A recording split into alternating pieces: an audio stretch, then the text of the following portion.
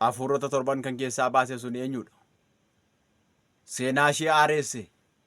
Hafuuronni torban sun immoo maal fa'aadha? Hafuurota torban sana gooftaan gooftotaa harmee keenya Maariyaam Magdalaawitii keessaa kan baase. Kaleessa seenaa ishee xuraa'aa kan ture irra immoo seenaa ishee kan aareesse. Hafuuronni sun torban maali? Inni seenaa nama aareessu sun immoo gooftaa gooftotaa mooticha moototaadha. Kanaaf mitiree ba'aa keessan kan isinitti ulfaate gara koo fudhadhaa kottaa. Ani immoo isin irraan boqochiisaa jedhe. Kanaafuu maatiiwwan Waaqayyoo isinis cubbuutti kan kuftan ba'aa keessan fudhadhaa gara Waaqayyoo kottaa. Cubbuu kan namarraa fuudhu ilma dubaroo Maaramiidha. Galanni guddaan maqaa isaatiif haa ta'u.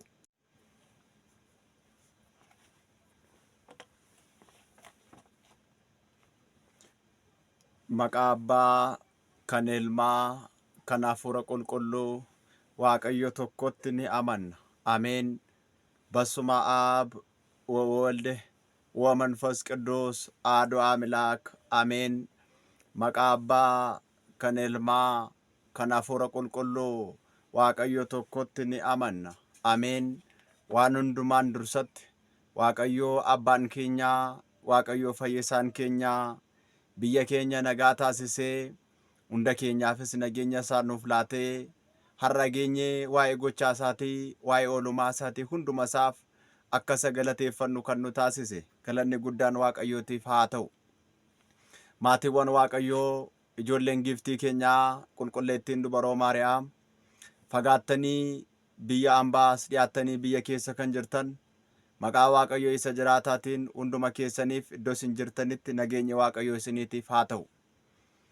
Egaa maatiiwwan Waaqayyoo dhugaadhumatti akka iyyama Waaqayyootti, akka jaalala Waaqayyootti barumsa keenya kutaa lammaffaa maaliif boossa kan jedhu guyyaa har'aa isa xumuraa qabannee isiniif dhiyaannee jirra. Egaa Waaqni abbootii keenyaa ana mucaasaa nama dadhabaa nama waa hin beekneef akkan isinitti dubbadhuuf Waaqayyo abbaan keenya na dubbachiisee, isin immoo akka isin qalbeeffattaniifis Waaqayyo isin qalbeeffachiisee Waaqni abbootii keenyaa hunda keenya nu abarsiisu.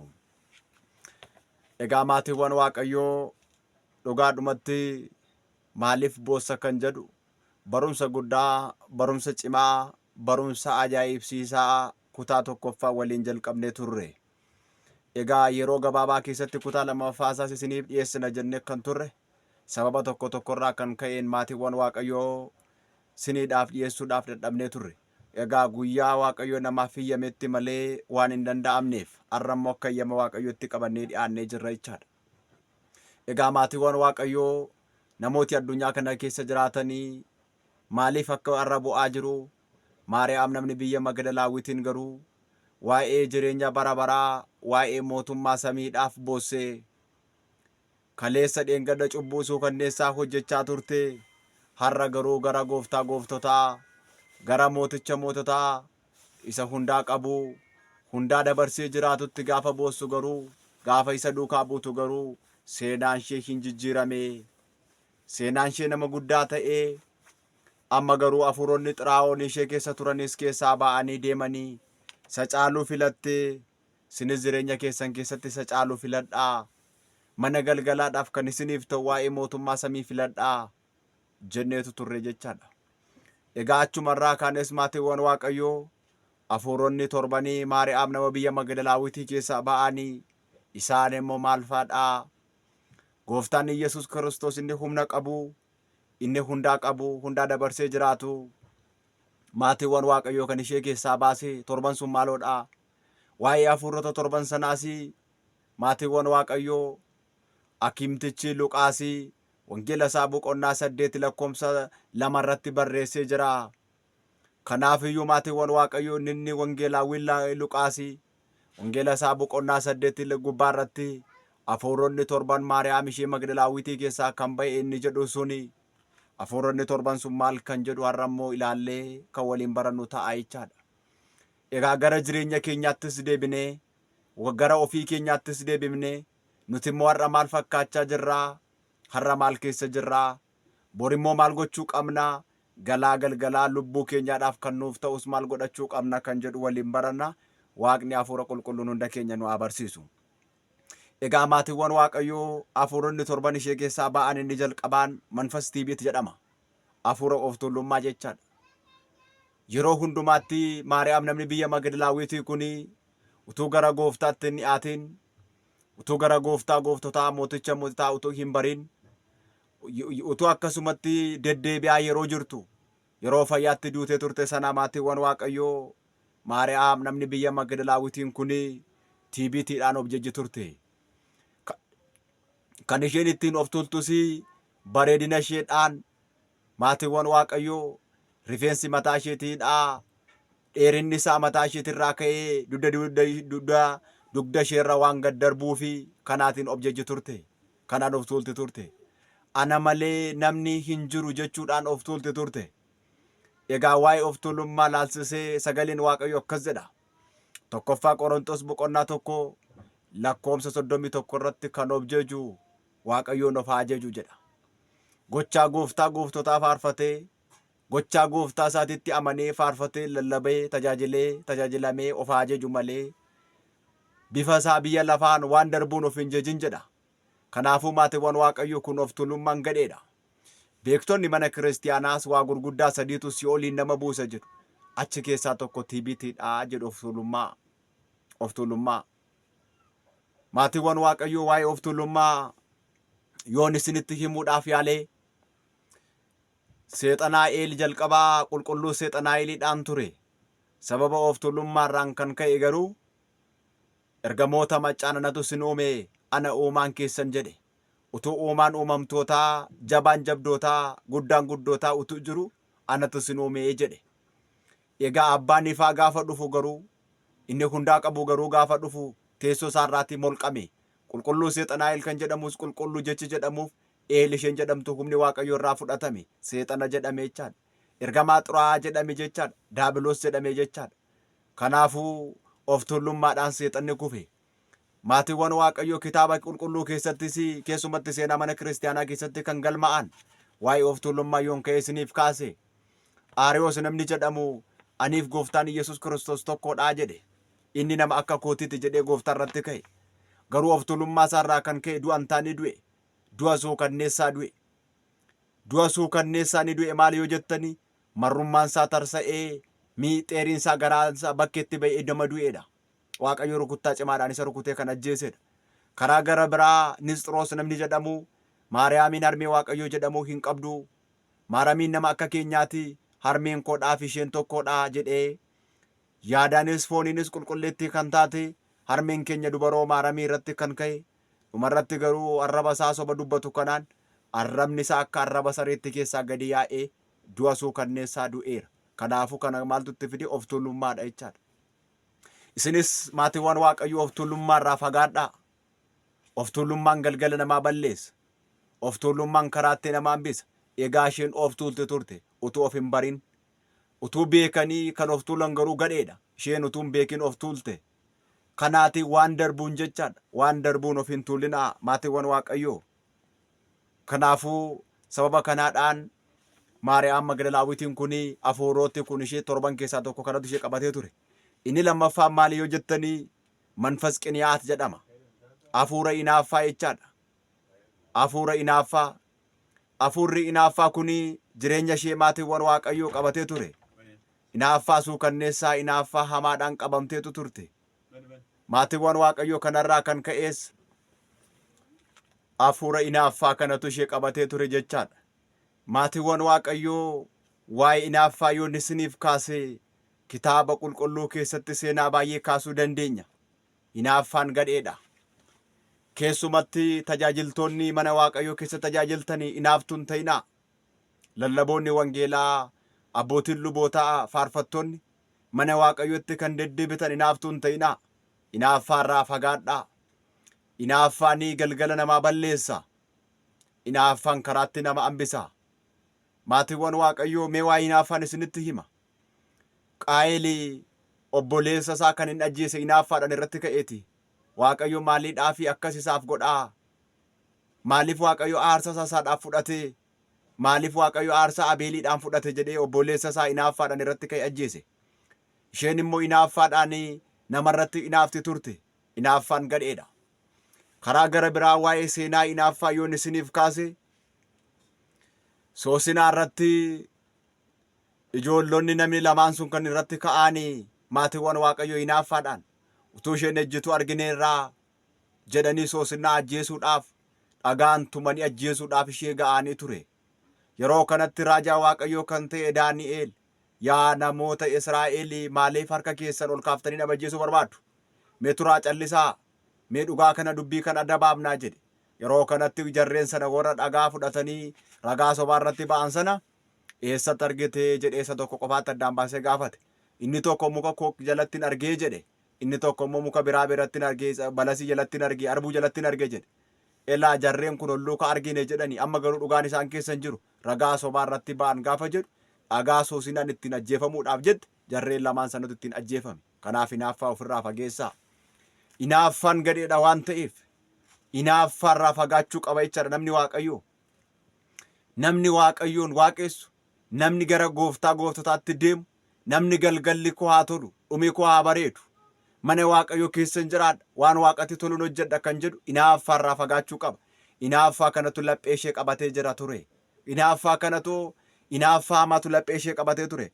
Gooftaan keenya Yesus Kiristoos garuu ishee keessaa kana buqqisee balleesse. Galanni guddaan Waaqayyootiif haa ta'u. Inni gara biraan maatiiwwan Waaqayyoo inni sadaffaan manfas siddib jedhama jechaadha. Hafuura arrabsoodha. Hafuura arrabsoo. Maatiiwwan Waaqayyoo arrabni ishee baalagee ture. Kan nama arrabsitu turte. Egaa maatiiwwan Waaqayyoo bara amma nuti keessa jiraachaa jirru kun bara isa raawwataadha. Bara isa dhumaadha. Bara ilmi Waaqayyoo gooftaan gooftotaa mootichi moototaan murtootti laachuudhaaf sichi deebi'etti dhufuudha. Mee dhaloota har'aa fudhadhaa. Dhalooti har'aa kun baay'een isaanii jalloo akka isaan ta'an, abaaramtoota akka isaan ta'an, akka dhaloota addaggee ta'an baay'een isaanii qulqulluun Phaawulos lammaffaa Xiimotewos boqonnaa 3 lakkoomsa 2-8 irratti nuu kaa'eera jechaadha. Waaqayyoon gammachiisuu caalaa ofii isaaniin kan gammachiisan, arraba isaanii keessaa waan qajeelaa utuu hin taane waan hamaan kan ba'u, waan nama gurra namaatti tolu utuu hin taane gurra namaatti kan hin tolle, garuu isin sagalee kana kan dhageessan marriyyuu waan Waaqatti tolu hojjedhaa. Arraba Waaqayyo itti isiniif kenne waan qajeelaa ittiin dubbadhaa. Waaqayyoon ittiin galateeffadhaa malee hamaa ittiin hin hojjetinaa. Jalala ittiin hin hojjetinaa. Waan du'atti isin geessu hin hojjetinaa. Warri waan du'atti isaanii hin geessu hojjetan galgalli isaanii hin bada waan ta'e nama arrabsitu turte. Karaarra yeroo deemtu nama arrabsitu turte. Har'as kan akkasii addunyaa kana keessa kan jiraatan baay'een jiraachuu malu. Garuu sagalee Waaqayyoon jijjiiramaa. Sagalee Waaqayyoodhaan haaraa. Sagalee Waaqayyoon gara lapheetti deebi'aa. Namummaa keessan haaressaa. Ani maali jedhaa. Edda ani hin jiru jedhaa of sakattaa jireenya keessan. Maatiiwwan Waaqayyoo ani maali jedhee kiristiyaanni tokkoof ilaaluu qaba jechaadha.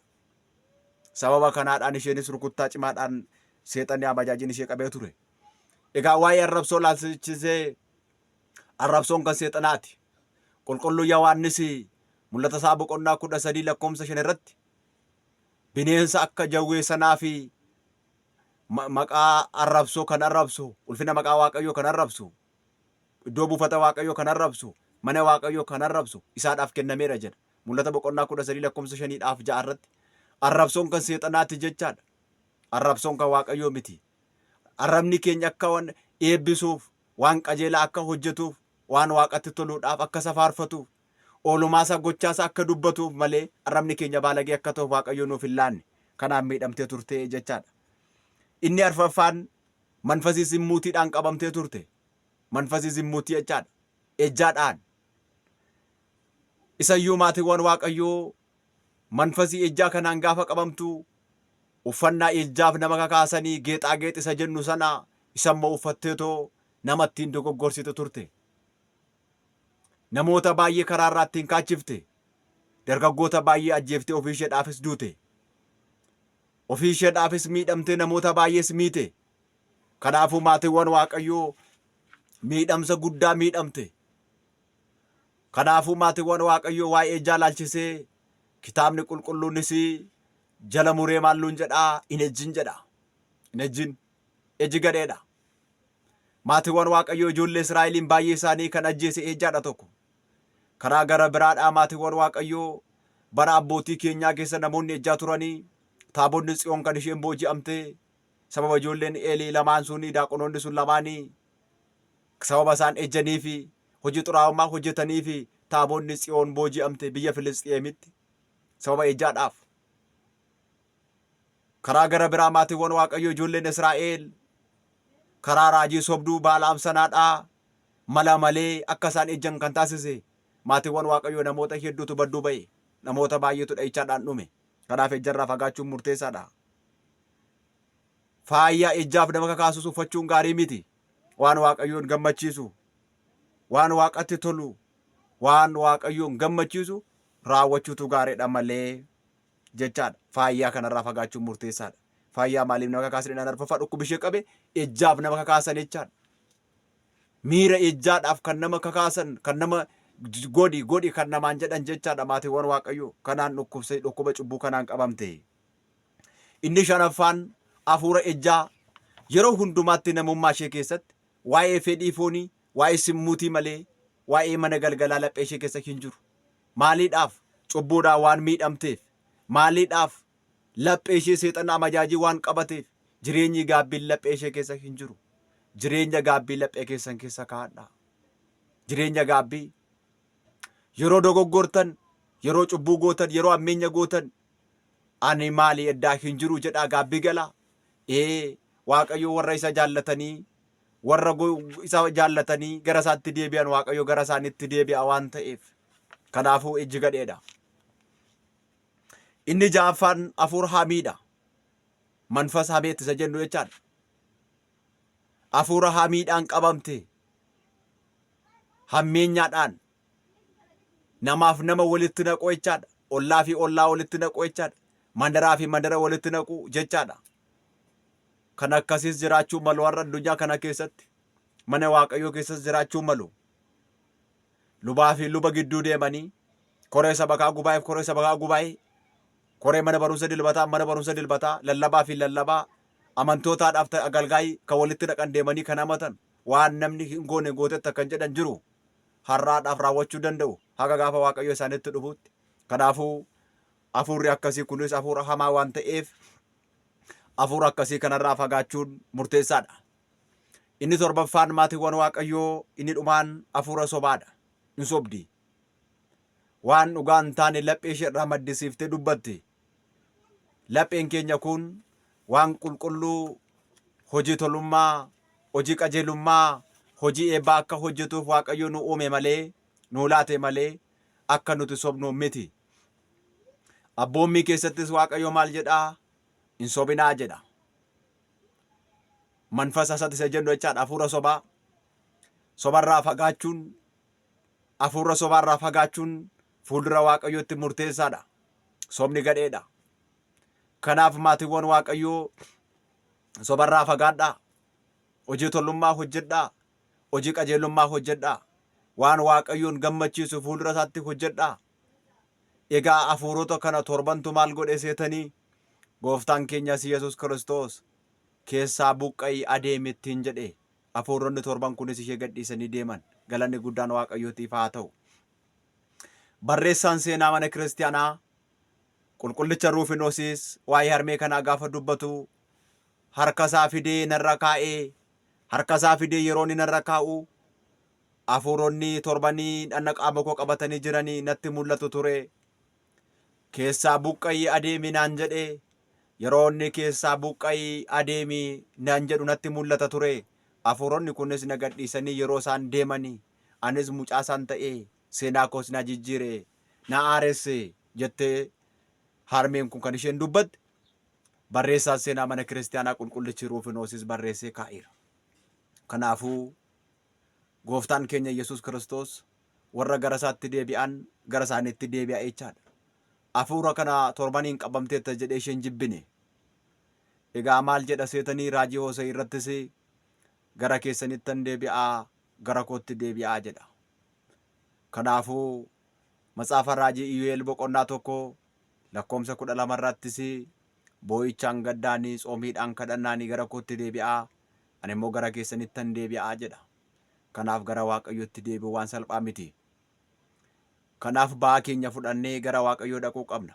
Wangeela Maatewos boqonnaa 11 lakkoomsa 28 haga 29ttis ba'aan keessan kan isinitti ulfaate fudhadhaa kottaa.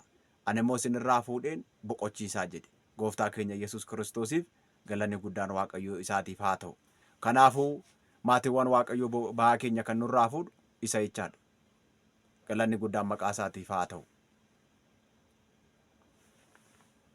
Kanaafuu maatiiwwan Waaqayyo inni humna qabu, jabaa jabdootaa inni hundaa qabu, harmee kana seenaa ishee haaressee, mucaasaa kan ishee taasisee, nuni seenaa keenya haaressee, ijoollee koo nuun jedhee Waaqayyo hunda keenya jabeessee nu haa dhaabu.